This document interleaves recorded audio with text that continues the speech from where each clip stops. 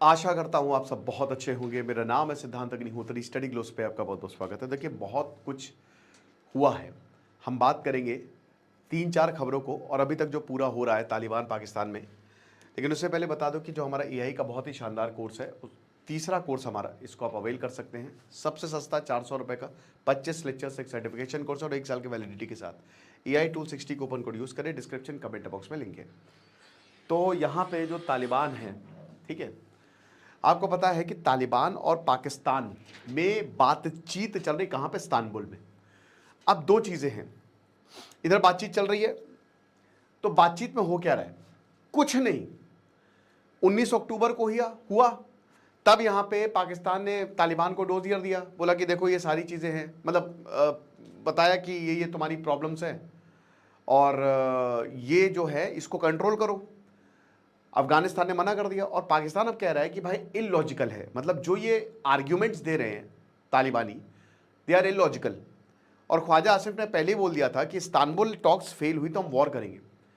इधर टॉक्स हो रही है और दोस्तों अभी क्या हुआ, एक दिन पहले फिर से ये ISPR, पाकिस्तान का ISPR कह रहा है कुर्रम और नॉर्थ वजीरिस्तान जो खैबर पख्तूनख्वा में है, वहां पे फिर से लड़ाई हो गई। और लड़ाई में पता है क्या हुआ? 5 पाकिस्तानी सोल्जर्स मार दिए गए। अब ISPR कह रहा है कि हमने 25 मिलिटेंट भी मार दिए और यहां पे अफगान मिलिटेंट ने बॉर्डर को क्रॉस किया। तो एक चीज तो बिल्कुल क्लियर है कि तालिबान ने ओपन वॉर डिक्लेयर कर दिया है।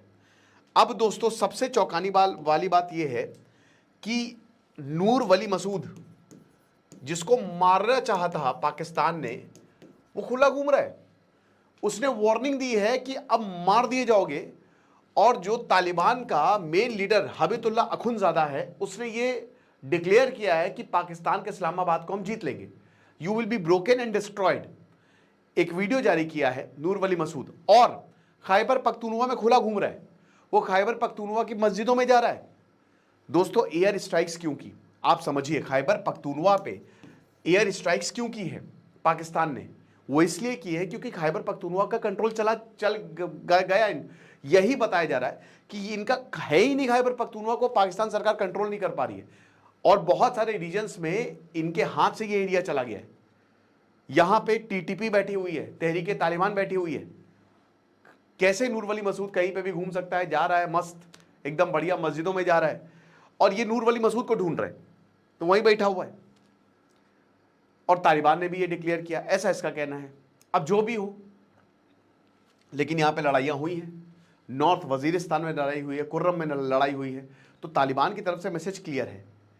अब यहां तालिबान के एक ऑफिशियल ने बोला है कि भैया देखो, पाकिस्तान लैक्स अथॉरिटी, जो यहां पे बातचीत करने आए हैं, और पाकिस्तान वॉकआउट कर सकता है बातचीत से।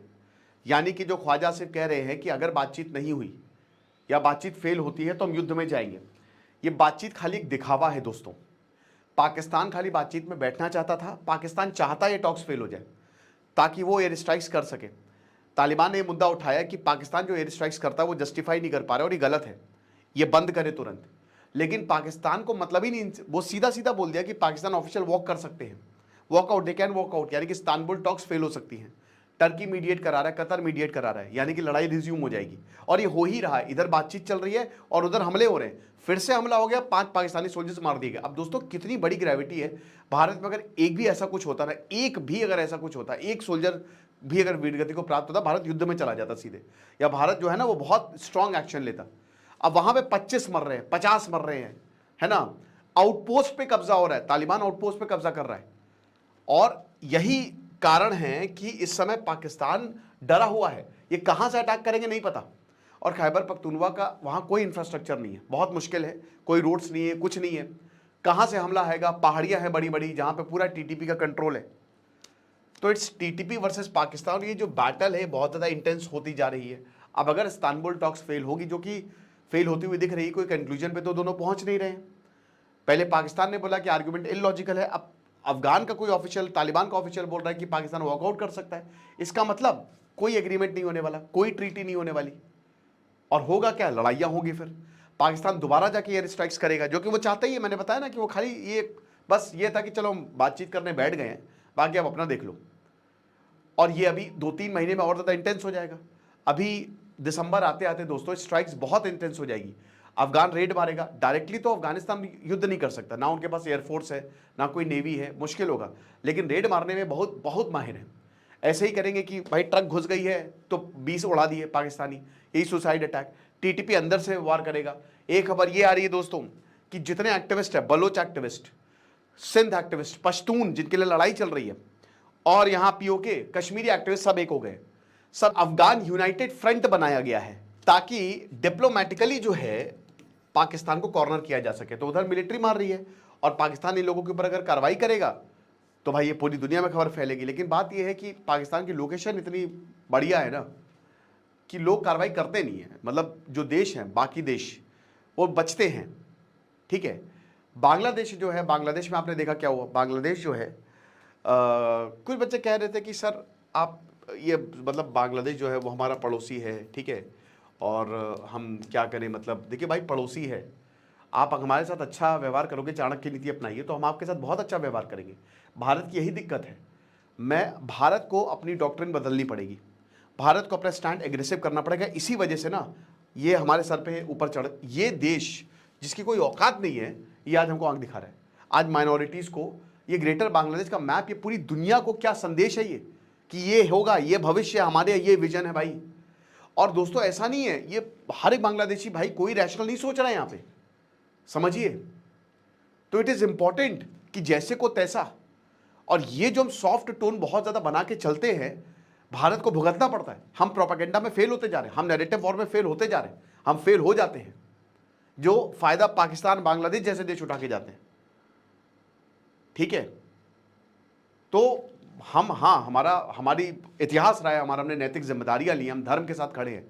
लेकिन दोस्तों कभी कभी आपको वार करना पड़ेगा, आपको दिखाने पड़ेंगे अपने दांत, आपको ताकत दिखानी पड़ेगी, वरना अगला वाला आपको बेवकूफ़ समझ रहा है कि अरे ये तो कुछ नहीं करेंगे, तो वार करेंगे ही नहीं। भाई ये मैं नहीं कह रहा हूँ, CIA के ऑफिशियल का जो इंटरव्यू आया, और जॉन किराक्यू, उन्होंने बोला 26/11 के बाद तो हम श्योर थे कि भारत अटैक कर देगा, और कोई नहीं रोकता, नहीं किया। और ये पाकिस्तान और ज़्यादा खुश, और ज़्यादा अरे कुछ भी मार दो, कितने भी मार दो इनके, कहीं पर भी अटैक कर लो, कभी ज़िंदगी में हम पे हमला नहीं करेंगे। और बल्कि इतनी तगड़ी आर्मी हमारी, दुनिया की सबसे ताकतवर आर्मी है। जो जंगें हैं, जो इस तरीके की चीज़ें हैं, आज इजराइल को कहीं पे भी यहूदी फंसे वो जाके निकाल लेगा। कितना छोटा देश है, कितना छोटा देश है। तो भाई हमारे माइनॉरिटीज़ की जान वहाँ खतरे में है, बांग्लादेश में प्रॉब्लम्स बहुत ज़्यादा है। तो कहीं ना कहीं चीज़ों को उस हिसाब से भारत सरकार को देखने की ज़रूरत है। युद्ध नहीं करिए, लेकिन आप बातचीत करके, कुछ भी करके उनको सेफ पैसेज उनको लाइए यहाँ पे। बाकी जो तालिबान और पाकिस्तान है वो तो आपस में भिड़े हुए हैं। पाकिस्तान का भविष्य तो आपको पता ही है, स्ट्रैटेजिक डेप्थ एंड हो रही है उनकी, क्रिप्टो ड्रीम उनका बर्बाद होता जा रहा है। हर महीने पाकिस्तान में 5 लाख से ऊपर स्कैम होते हैं। जैसे हमारे यहाँ तो है कि स्टॉक में इन्वेस्ट करो, शेयर में इन्वेस्ट करो, वहाँ पे क्रिप्टो में इन्वेस्ट करो। और ये अनरेगुलेटेड मार्केट है, क्रिप्टो पूरी उनकी अनरेगुलेटेड मार्केट है, कोई बैकिंग नहीं। कितने लोग जो है परेशान हो गए। एक टेक जो प्रॉपर क्रिप्टो कंपनी चलाता था वही स्कैम हो गया, उसके साथ स्कैम हो गया। तो ये हालात हैं, किसी के 5 लाख उड़ रहे हैं, किसी के 10 लाख। जो पाकिस्तान की करेंसी है, जो वैल्यू अगर बात करते हैं, तो जैसे 1 रुपी इक्वल टू 3 पाकिस्तानी रुपी। तो अगर पाकिस्तान के 10 लाख रुपए जा रहे हैं तो इंडियन करेंसी के हिसाब से 3 साढ़े 3 हुए।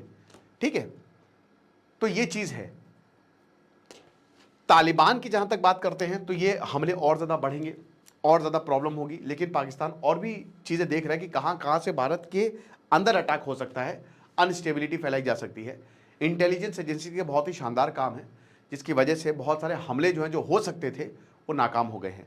हालांकि एक प्रोपेगेंडा वॉरफेयर चलाया जा रहा है पाकिस्तान की तरफ से, है ना। वो छंगुर भाभा मिला, उसका एक मास कन्वर्जन रैकेट जो है वो चला रहा था। तो इन सब चीज़ों पे ध्यान दे ही रही है इंटेलिजेंस एजेंसी। बाकी आपको क्या लगता है मुझे कमेंट बॉक्स में बताइएगा, और AI का कोर्स आप अवेल कर सकते हैं। साथ ही हमने एक नया ट्रैवलिंग चैनल बनाया है, डिस्क्रिप्शन कमेंट बॉक्स में उसका लिंक दिया है। Thank you so much. अब एक हो गए हैं।